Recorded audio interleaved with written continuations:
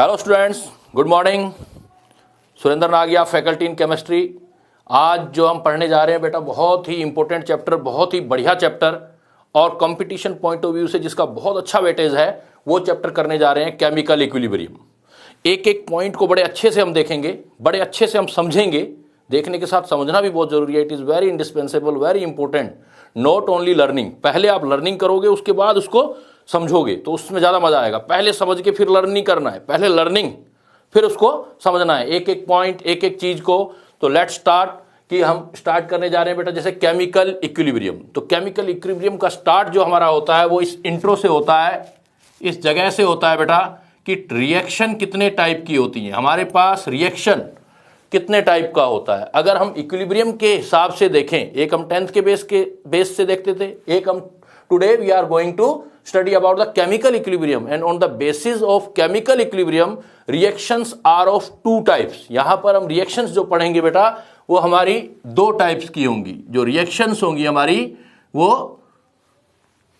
Two types की होंगी। Types of reaction, types of reaction. ये जो टू टाइप की रिएक्शन है ये हमारी on the basis of completion पर है। On the basis of completion मतलब रिएक्टेंट प्रोडक्ट में कन्वर्ट होते हैं किसी भी रिएक्शन के अंदर, तो वो रिएक्टेंट प्रोडक्ट में कब तक चलते हैं, इस बेस पर हम रिएक्शन को टू टाइप में बेटा डिवाइड कर सकते हैं। पहला टाइप हमारे पास आता है irreversible reaction. Irreversible reaction, irreversible reaction, नाम से ही पता लग रहा है बेटा, इररिवर्सिबल मतलब एक डायरेक्शन वाली reaction.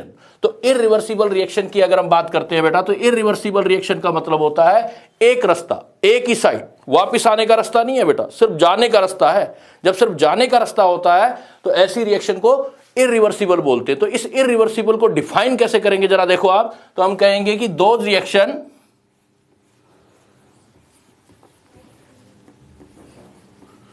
those reaction which are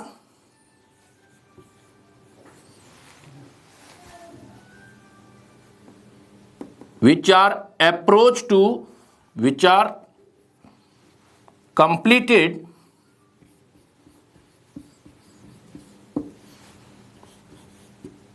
in infinite time, which are completed in infinite time, or we can say that reactants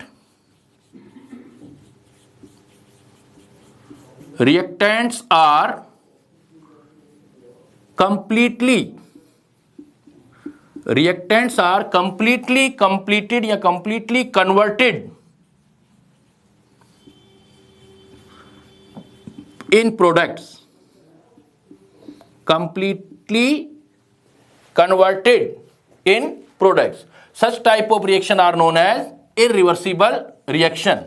ऐसी रिएक्शंस में जो रिएक्टेंट होंगे बेटा वो आपके कंप्लीटली कंज्यूम हो जाएंगे, कंप्लीटली कन्वर्टेड हो जाएंगे प्रोडक्ट के अंदर। कंप्लीटली कन्वर्टेड अगर प्रोडक्ट के अंदर होते हैं तो ऐसी रिएक्शन को हम इररिवर्सिबल रिएक्शन देखते हैं। तो देखते हैं ऐसे क्या एग्जांपल है बेटा, जरा आप सोचो, आप थिंकिंग करो कि इस टाइप की कौन सी रिएक्शंस होती हैं जो कंप्लीटली कन्वर्टेड हो जाती हैं इन प्रोडक्ट के अंदर। तो ऐसी रिएक्शंस के अंदर आप एग्जांपल देख सकते हैं बेटा,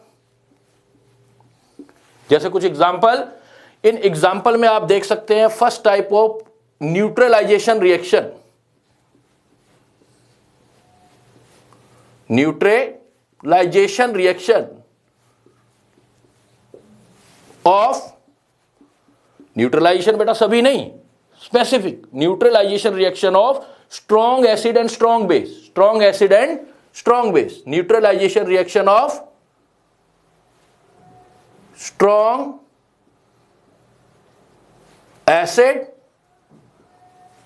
and strong base, strong acid and strong base. बेटा ऐसे कई रिएक्शंस आपने स्टडी किए होंगे अब तक।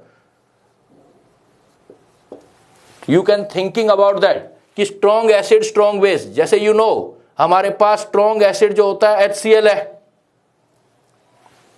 स्ट्रॉन्ग एसिड HCl है। HCl का अगर हम स्ट्रॉन्ग बेस NaOH के साथ रिएक्शन करते हैं, स्ट्रॉन्ग बेस NaOH के साथ रिएक्शन करते हैं, तो यू नो आप इसके अंदर सॉल्ट बनाते हो और ये कंप्लीटली सॉल्ट के अंदर कन्वर्ट हो जाता है और साथ में H2O बनता है।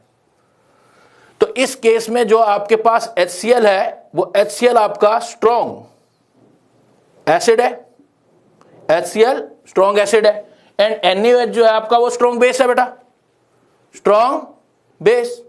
तो NaOH HCl के साथ जब तक बचा रहेगा तब तक रिएक्ट करता रहेगा और कंप्लीटली, तो इस वाली रिएक्शन को देखो आप इरिवर्सिबल रिएक्शन कहेंगे, ये कंप्लीटली एक डायरेक्शन में जा रही है, सिंगल एरो से आप इसको रिप्रेजेंट करेंगे। तो सिंगल एरो से रिप्रेजेंट करने का मतलब है HCl NaOH कंप्लीशन पर जाएगा और NaCl एंड वाटर आपका बनाएगा बेटा। और यहां पर इस टाइप की रिएक्शन को आप क्या बोल सकते हो, इसका मतलब ये जो रिएक्शन है आपका यूनिडायरेक्शनल है। जैसे मैंने आपको स्टार्टिंग में बोला बेटा यूनिडायरेक्शनल, यूनि मतलब एक डायरेक्शन में सिर्फ प्रोडक्ट साइड चलती रहेगी रिएक्शन। तो इस टाइप की रिएक्शंस जो होती हैं वो इरिवर्सिबल रिएक्शन होती हैं। पहला एग्जांपल आपने बेटा देखा जैसे स्ट्रॉन्ग एसिड और स्ट्रॉन्ग बेस का neutralisation, not all neutralisation, only neutralisation of strong acid and strong base. कभी भी आप HCl सॉल्यूशन को NaOH सॉल्यूशन के अंदर मिला के देखो, आपका सॉल्ट बन जाएगा, नीचे बैठ जाएगा, सॉल्ट बनेगा आपका, तो NaCl बन जाएगा। ऐसी और भी कई रिएक्शंस आप सोच सकते हो बेटा। जैसे आप दूसरा एग्जांपल ले सकते हो इस टाइप की रिएक्शन में कि जैसे आपका कोई भी प्रेसिपिटेशन रिएक्शन जिसमें प्रेसिपिटेट बनता हो बेटा, जैसे आपका कोई प्रेसिपिटेट बनता है तो वो वाला एग्जांपल भी आप इसमें दे सकते हो। यू नो AgCl का व्हाइट प्रेसिपिटेट होता है, तो वो वाली रिएक्शन भी अभी हम देखते हैं। अभी मैं कुछ और एग्जांपल्स बताऊंगा, आपने सोचना इन एग्जांपल्स को, क्या ऐसा होता है, क्या ऐसा माइंड में सोचना है कि ऐसी रिएक्शन में क्या रिएक्टेंट बचता है या कंप्लीटली प्रोडक्ट की तरफ चला जाता है। मतलब सिर्फ एक ही डायरेक्शन, एक डायरेक्शन, यूनिडायरेक्शनल जाने का रास्ता है लेकिन बेटा आने का रास्ता नहीं है, बस उस डायरेक्शन में चलती हैं। इस टाइप की रिएक्शन को हम इरिवर्सिबल रिएक्शन कहते हैं। तो अभी हम नेक्स्ट कुछ एग्जांपल देखते हैं बेटा इस इरिवर्सिबल रिएक्शन की।